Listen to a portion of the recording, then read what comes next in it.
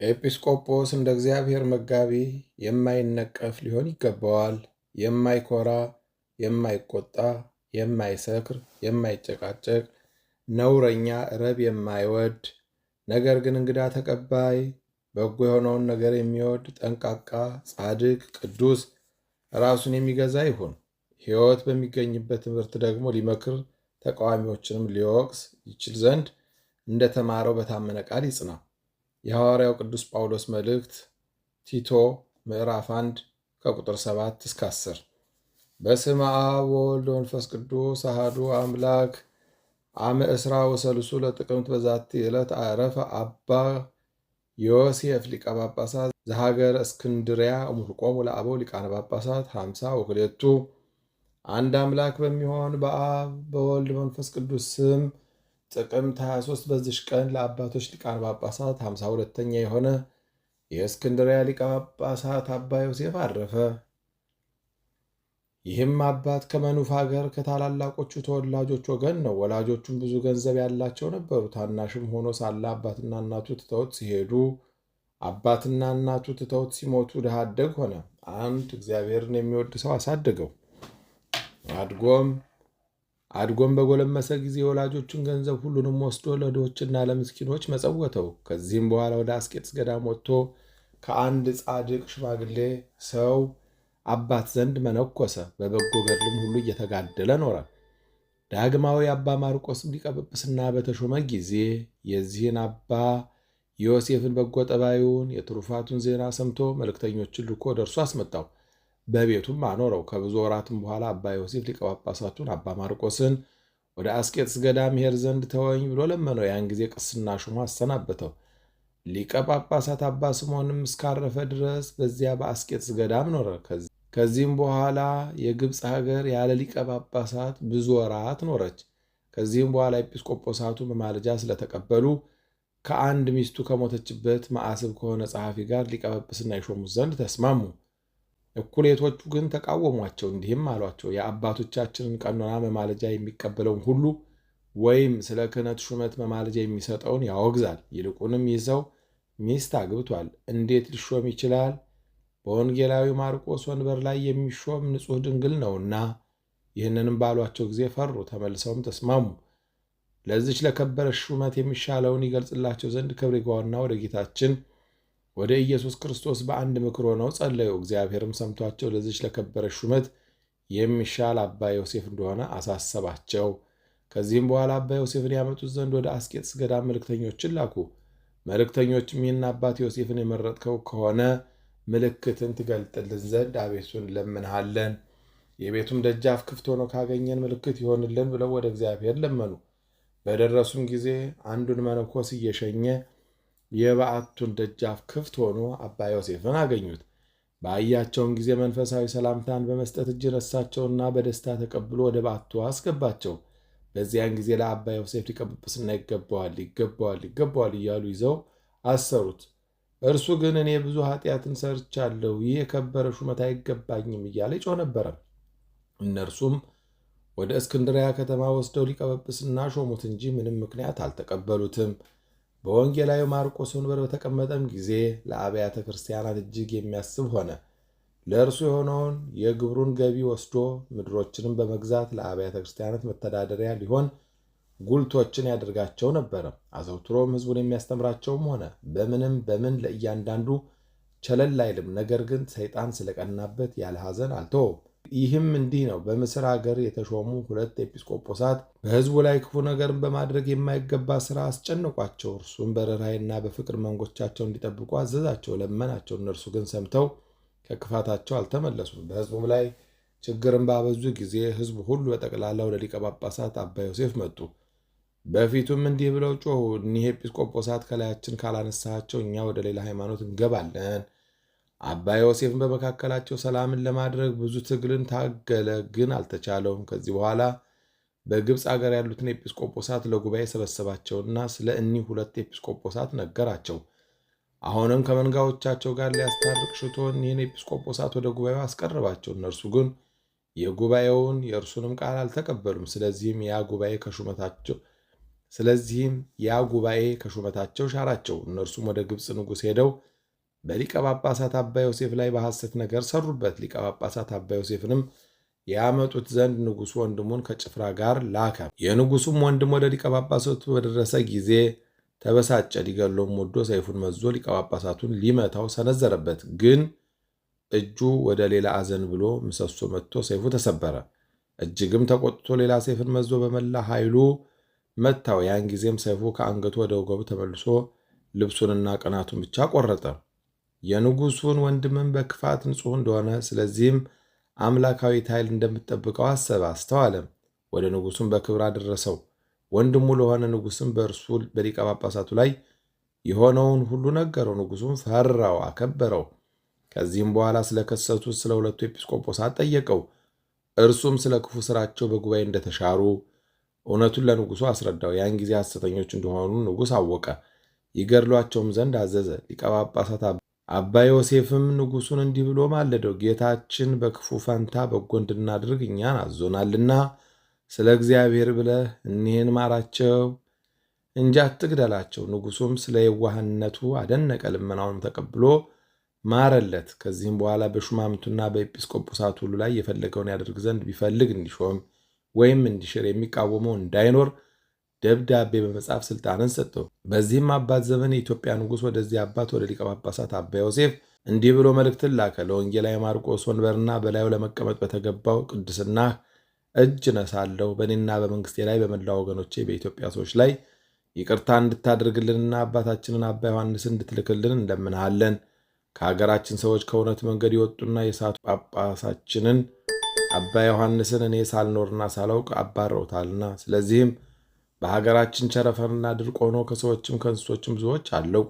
አሁንም አባቴ ሆይ ስንፍናችንን ይቅር በል፣ መሐሪና ይቅር ባይ ወደሆነ ወደ እግዚአብሔር ፈጽሞ አማልደን። ወደ እግዚአብሔርም ይማልድልን ዘንድ በከበረች ጸሎቱ ከዚህ መከራ እንድን ዘንድ አባታችንን አባ ዮሐንስን ላክልን። አባቴ ሆይ የተባረረበትን ምክንያት እኔ አስረዳሃለሁ። እኔ ልጅህ ከአባቴ ከጳጳስ አባ ዮሐንስ ቡራኬ ተቀብዬ እርሱ ከሰራዊቴ ጋር በፍቅር አሰናብቶኝ ወደ ጦር ሜዳ ሄድኩኝ። ከጦር ሜዳም በተመለስኩ ጊዜ አባቴን አባ ዮሐንስን ጳጳሱን አጣሁት። ስለ እርሱም በጠየቅኩ ጊዜ በቀድሞ ዘመን ዮሐንስ አፈወርቅን ንግሥት አውዶክሲያ እንዳሳደደችው በክፎች ሰዎች ምክር ንግሥቲቱ ሚስቴ ማሳደዷን የቀኖናውንም ትእዛዝ በመተላለፍ በፈቃዳቸው ላይ ሌላ ጳጳስ እንደሾሙ ነገሩኝ። እርሱም አባ ዮሐንስም ከኢትዮጵያ ባሳደዱት ጊዜ ወደ አስቄጥስ ገዳም በመሄድ አስቀድሞ ከመነኮሰባት በአባ ሙሴ ጸሊም ገዳም በዚያ ተቀመጠ። የኢትዮጵያ ንጉሥም መልእክትም ወደ ሊቀ ጳጳሳቱ አባ ዮሴፍ በደረሰች ጊዜ አነበባት። ስለ ኢትዮጵያ ንጉሥም የሃይማኖት ጽናት እጅግ ደስ አለው። ፈጥኖም ወደ አስቄጥስ ገዳም መልክተኞችን ልኮ አባ ዮሐንስን ወደ እርሱ አስመጥቶ አረጋጋው፣ አጽናናው። ከዚያም በኋላ ከደጋጎች ሰዎች ጋር ወደ ኢትዮጵያ ሀገር ላከው። አባ ዮሐንስም ወደ ኢትዮጵያ ሀገር በደረሰ ጊዜ ቸነፈር ተወገደ፣ ዝናብም ዘነበ። ንጉሡና መላው የኢትዮጵያ ሰዎች ደስ ብሏቸው እግዚአብሔርንም አመሰገኑት። ይህ ሊቀ ጳጳሳት አባ ዮሴፍ መናፍቃንን የሚገሥጻቸውም ሆነ ሕዝቡንም ከአባቶቻቸው በተቀበሏቸው ጊዜ በቀናች ሃይማኖት እንዲጸኑ አስተማራቸው። ከቅዱሳት መጻሕፍትም ለእነርሱ ስውር የሆነውን ትርጉም ተርጉሞ ያስረዳቸዋል፣ ያስገነዝባቸዋል። በትምህርቱና በጸሎቱ እንዲጠብቃቸው ጌታችንም በእጆቹ ብዙዎችን ታምራትን አደረገ። የአማረች ገድሉንም ፈጽሞ እግዚአብሔርንም አገልግሎ በሰላም በፍቅር አረፈ። መላ የሕይወቱ ዘመን 78 ነው። ከምንኩስና በፊት 20 ዓመት፣ በምንኩስና ተጋድሎ 39 ዓመት፣ በሊቀ ጵጵስና ሹመት 19 ዓመት ኖረ። ለእግዚአብሔር ምስጋና ይሁን። እኛንም በዚህ አባት ጸሎት ይማረን፣ በረከቱም ከእኛ ጋር ትኖር ለዘላለሙ አሜን። በዚች ቀን የቆሮንጦስ ሀገር ኤጲስቆጶስ ዲዮናስዮስ በዓላውያን ነገሥታት በዲዮቅልጥያኖስና በመክስሚያኖስ ዘመን በሰማዕትነት አረፈ። ይህንንም ቅዱስ በያዙት ጊዜ ብዙ ስቃይን አሰቃዩት። ማሰቃየቱን በሰለችው ጊዜ በሰይፍ አስቆረጡት። የሰማዕትነትን አክሊል ተቀበለ። በረከቱም ከእኛ ጋር ትኖር ለዘላለሙ አሜን። በዚች ቀን የቅዱሳን ኢላሪዮስ፣ ጣቅያቅ፣ ቴዎዶሲዮስ፣ ቴዎላስ፣ ዮሳብና ገድላ የሰማዕት እንድርያስም መታሰቢያቸው ነው። በረከታቸውም ከእኛ ጋር ትኖር ለዘላለሙ አሜን። ተአምሪሁ ለቅዱስ ማር ጊዮርጊስ ጸሎቱ ወበረከቱ ያህሉ ምስለ ኩልነ ሕዝበ ክርስቲያን ለዓለም ዓለም አሜን። ጸሎቱ አማላጅነቱ ለዘላለም በእውነት በሁላችን ይደረግልንና ኃያሉ ሰማዕት ቅዱስ ጊዮርጊስ ያደረገው ተአምር ይህ ነው። በዚያን ዘመን የእግዚአብሔርን መንግሥት በዲዮቅልጥያኖስ ካስወገደ ጊዜ ከሮማውያን መንግሥት የሮም ታላላቆች መኳንንቶችና መሳፍንቶችን እንዲሁም ሕዝቡም ሰራዊቱም ሁሉ ታላቅ ጉባኤ አድርገው ሐዋርያት በሚያስተምሩበት ዘመን የነበረ የቄሳር ቀላውዲዮስ ዘር የወረደ የቁንስጣን ልጅ ቆስጠንጢኖስን አነገሱት። የእናቱ ስም እሌኒ ይባላል። በእነዚያም ወራት ሮማውያን ከመንግሥታቸው የቄሳርነት ስም አጥፍተው ነበረ። ታላቁ ቆስጠንጢኖስን ግን በዚህ ስም ሰየሙት። እሱም በዚህ ስም አስቀድሞ የተሰየመ ነው። ከእሱም በኋላ የተነሱ የሮም ነገሥታት ከአልያኖስ ብቻ በቀር በዚህ ስም ተሰየሙ። በመንበረ መንግሥቱን በተቀመጠ ጊዜ ከአላውያን ጋር ይዋጋ ዘንድ ወደ በርበር ሄደ። በዚያም ጊዜ የሰማይ ከዋክብት ዙሪያውን ከበውት በሰማይ ላይ የብርሃን መስቀል ታየ። በዚህ ጊዜ በዚያ መስቀል ምልክት ጠላትህን ድል ታደርጋለህ የሚል ያም ቃል ሰማ። ፈጽሞ አደነቀ። ትርጉሙ ምን እንደሆነ አላወቀም፣ ኢአማኒ ነበርና። የሚያስረዳውን ፈልጎ ከአንዱ ከዮሐንስ በቀር በክርስቲያን ወገን ከሰራዊቱ መካከል ማንም አላገኘም። እሱም በአላዊው በአልያኖስ እጅ በሰማዕትነት ከተገደሉ ሰማዕታት መካከል ተርፎ የተገኘ ነው። እሱንም ስላየው ምልክት ጠየቀው። ዮሐንስም ስለ ጌታችን ሰው መሆን በእንጨት መስቀል ላይ ስለመሰቀሉ ከሙታን ተለይቶ ስለመነሳቱ ወደ ሰማያት ስለማድረጉ አብራርቶ ነገረው። ከዚያም ማንኛውንም የጦር ሰራዊት በጦር መሳሪያ ላይ የመስቀል ምልክት ያድርጉ ዘንድ አዘዘ። ቀጥሎም አቤቱ ለበርበር አሳልፈ ባትሰጠኝና በጠላቶች ላይ ድል ብታቀዳጀኝ በአንተ ፈጣሪነትና ማህያዊ በሚሆን መስቀልህም አምናለሁ ሲል ለእግዚአብሔር ብጻት ስለትን አደረገ። ከበርበር ሰዎችም ጋር ተዋግቶ ድል አደረገ። ከዚያም ከመክስሚያኖስ ጋር ይዋጋ ዘንድ ወደ ሮም ሄደ። መክስሚያኖስም ድል ሆኖ ሲሸሽ ድልድይ ተሰብሮ በባህር ውስጥ ከሰራዊቱ ጋር ሰጠመ። ቆስጠንጢኖስ ግን በድል አድራጊነትና በታላቅ ደስታ ሮም ሀገር ገባ። የሀገሩ ሰዎች ሁሉ እያሸበሸቡ እየጨፈሩ ተቀበሉት። የሀገራቸው መድን የሚሆን መስቀልንም በክብር ተቀበሉት። ለቆስጠንጢኖስ ግን ወዳህ የሚባል ደዌ ነበረበት። ለብዙዎችም አማልክት የሚገዙ እለልጻቢብ የተባሉ ሰዎች ወደ እሱ መጥተው በሮም ሀገር በአውራጃዎቿ በጠቅላላው ከዳር እስከ ዳር ያሉ ሕፃናትን ሰብስበህ አምጥተህ ረድና በደማቸው ተጠመቅ፣ ከደዌ ትፈወሳለህ አሉት። እርሱም በዚች ሀገር ያሉ ሕፃናትን ሁሉ ፈጥነው ያመጡለት ዘንድ አዘዘና 1000 ሕፃናት ሰብስበው አመጡለት። እሱም እንዲሰዋቸው ድረስ በአንድ ቦታ ሰብስቦ አስቀምጣቸው። በዚያችም ሌሊት የእግዚአብሔር መልአክ ተገልጾ እኒህን ሕፃናት ወደ የቤታቸው ወደ እናት አባታቸው መልሰህ ስደዳቸው እንጂ አትሰዋቸው። ነገር ግን በገዳም የሚኖር የሮም ሰው የሚሆን ወደ ቅዱስ ለስል ጴጥሮስ ላክና እሱን አስመጣው። ከአንድ ስውር ቦታም በብሕትውና ተቀምጦ በዚያ ታገኘዋለህ። በመጣም ጊዜ በአንተ ላይ ጸልዮ በሥላሴ ስም ያጠምቅህና ከደዌ ትፈወሳለህ አለው። አሽከሮቹንም ፈጥኖ በሌሊት ወደ በረሃ ላከና የለስል ጴጥሮስን ደቀ መዝሙር አግኝተው ያዙት። ለስል ጴጥሮስም የደቀ መዝሙሩን ጩኸት ሰምቶ ወደ እነርሱ መጣና ለስል ጴጥሮስ እኔ ነኝ፣ እሱን ልቀቁትና እኔን ግደሉኝ አላቸው። እነሱም እና አሁን ያለ አንድ ችግር ወደ ንጉሥ ይዘንህ እንሂድ፣ እሱ ወደ አንተ ልኮናልና ብለው በፈረስ አስቀምጠው ወደ ንጉሡ አመጡት። ንጉሡ ቆስጠንጢኖስን ባየው ጊዜ ከዙፋኑ ተነስቶ እጅ ነስቶ ተቀበለው። ሊቀ ጳጳሳቱን በእሱ ላይ ጸለየለትና በሥላሴ ስም አጥምቆ ከደዌው ፈወሰው። ሌሎችንም ሁሉ ወደ አምላካቸው ወደ እግዚአብሔር አምልኮት መለሳቸው። የጌታ ኢየሱስ ክርስቶስ መካነ ስቅለቱን፣ መስቀሉን፣ ግንዘቱን፣ መካነ መቃብሩን፣ ሌሎችንም ቅዱሳት መካናትን ለይቶ በግልጽ አስረዳ። ከእናቱ ከእሌኒ ጋርም ታላላቅ አብያተ ክርስቲያናትንም አሳንጾ መንግስቱን በትክክል እየመራ 40 ዓመት ነግሶ ሞተ። እግዚአብሔርን በመንግሥተ ሰማያት ተነግሮ የማይፈጸም ታላቅ ደስታን አጎናጸፈው። የተወደዳችሁ ወንድሞቼ ከዚህ ቀደም ባለው ተአምር እንደተናገር ነው ጌታችን ኢየሱስ ክርስቶስ በኃያሉ ሰማዕት በቅዱስ ጊዮርጊስ እጅ በክብርት ቤተ ክርስቲያን ውስጥ ያደረገውን ተአምራት ስሙ።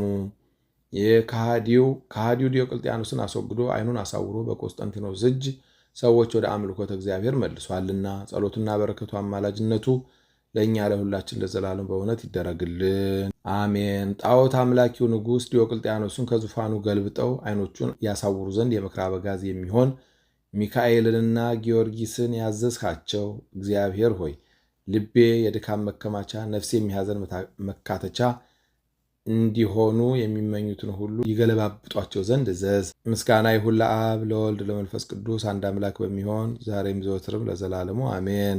አንድ አምላክ በሚሆን በአብ በወልድ በመንፈስ ቅዱስ ስም ጥቅምት 24 በዚች ቀን መስተጋድል መነኮስ አባ አብላሪዎስ አረፈ። ይህ ቅዱስ ጋዛ ከሚባል አገር ነው። ወላጆቹም አረማውያን ናቸው። የዮናናውያንም ትምህርታቸውንና ፍልስፍናቸውንም አስተማሩት። ሰውነቱ ለጥበብ ማደሯ ማደሪያዋ እስከሆነ ድረስ በእውቀቱ ከጓደኞቹ በላይ ሆነ። ምስጋና ይሁን ለአብ ለወልድ ለመንፈስ ቅዱስ አንድ አምላክ በሚሆን ዛሬም ዘወትርም ለዘላለሙ አሜን። በጥቅምት 23 ቀን የሚከበሩ ዓመታዊ የቅዱሳን በዓላት አባ ዮሴፍ ጻዲቅ ሊቀ ጳጳሳት፣ ቅዱስ ዲዮናስዮስ ሰማዕት፣ ቅዱስ ኢላሪዮስ፣ ቅድስት እለእስክንድርያ ሰማዕት። ወርሃዊ በዓላት ልበ አምላክ ቅዱስ ዳዊት፣ ቅዱስ ጊዮርጊስ ሊቀ ሰማዕታት፣ ነቢየ ጽድቅ ቅዱስ ሰሎሞን፣ ንጉሠ እስራኤል አባ ጢሞቴዎስ ገዳማዊ፣ ቅዱስ ዳንኤል ነቢይ፣ አባ ሳሙኤል፣ አባ ስምዖን፣ አባ ገብርኤል ኤጲስቆጶስ። እንደ እግዚአብሔር መጋቢ የማይነቀፍ ሊሆን ይገባዋልና የማይኮራ፣ የማይቆጣ፣ የማይሰክር፣ የማይጨቃጨቅ፣ ነውረኛ፣ ረብ የማይወድ ነገር ግን እንግዳ ተቀባይ፣ በጎ የሆነውን ነገር የሚወድ ጠንቃቃ፣ ጻድቅ፣ ቅዱስ፣ ራሱን የሚገዛ ይሁን። ሕይወት በሚገኝበት ትምህርት ደግሞ ሊመክር ተቃዋሚዎችንም ሊወቅስ ይችል ዘንድ እንደተማረው በታመነ ቃል ይጽና። የሐዋርያው ቅዱስ ጳውሎስ መልእክት ቲቶ ምዕራፍ 1 ከቁጥር 7 እስከ 10። የሰማነውን በልቦናችን ያሳድርብን። ከቅዱሳን አባቶቻችን እናቶቻችን በረከት ረድኤት ያሳትፈን። የቅዱሳን ቃል ኪዳናቸው በረከታቸው ረድኤታቸው አይለየን። በጸሎታቸው አስቡን አትርሱን ያሉትን በያሉበት ያስብልን። እኛንም በሰማነው ቃል 30 60 የአማረ 100 ፍሬ አፍርተን የመንግስቱ ወራሽ የክብሩ ቀዳሾች እንድንሆን በቸርነቱ ይርዳን። ነፍሳተ ሙታን ይማርልን፣ ሕያዋን ይጠብቅልን። የሰላም አምላክ ከፊት ከኋላ ከግራ ከቀኝ ሆኖ ይደግፈን። አቡነ ዘበሰማያት ይትቀደስ ስምከ ትምጻእ መንግሥትከ ወይኩን ፈቃድከ በከመ በሰማይ ኢየሱስ ክርስቶስ ከመ ይስረይ ለነ ኃጣውኢነ ተማኅፀነ ብከ ያለ እግዚአብሔር አብይ ኦ እግዚእ ኢየሱስ ክርስቶስ ስረይ ኃጢአቴ ወኃጢአተ ኩሉ ሕዝብ ከማይሰራ ኃጢአት እግዚአብሔር ይፍታ። እግዚአብሔር ይባርክ። ሰላም ያሳደረ ሰላም ያውለን። ሰላም ያዋለ ሰላም ያሳድረን። ይቆየን።